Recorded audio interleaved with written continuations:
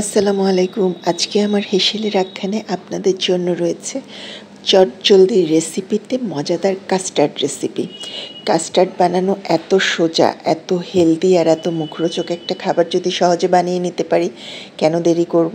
বাচ্চারা পছন্দ করে, সবচেয়ে বড় কথা আমার বাসায় এটা বাচ্চারা খুব পছন্দ করে, আমি নিজেও পছন্দ করি, এবং ঝামেলাবিহীন, একদম ইজি গেস্ট আসলেও।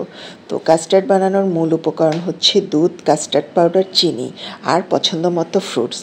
আমি হাফ কেজি দুধের উপকরণগুলো দিয়েছি। আপনারা যদি এর চেয়ে বেশি বানান সেই ক্ষেত্রে পরিমাণটা বাড়িয়ে নেবেন।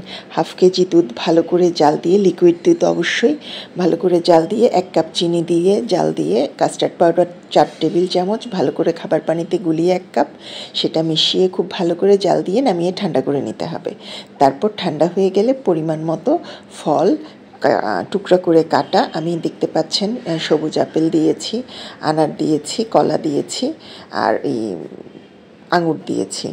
তো এই সব কিছু মিলে, আপেলটা রেখে দিলে কালো হয়ে যায়, আজকে একটু বেশিক্ষণ ভিজিয়ে রাখা হয়েছিল, খোলা রাখা হয়েছিল। আপেলটা চেষ্টা করবেন কেটে সাথে সাথে দিতে।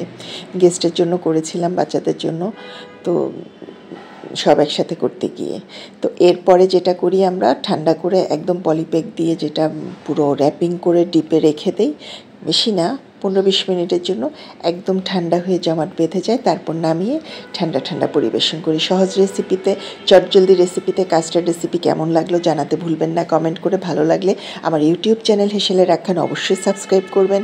সুন্দর সুন্দর কমেন্ট করে, মন্তব্য করে জানাবেন রেসিপি কেমন লাগে। ভালো থাকবেন সবাই, সঙ্গে থাকবেন। এরকম চটজলদি রেসিপি নিয়ে সবসময় হাজির হয়ে যাব। আল্লাহ হাফেজ।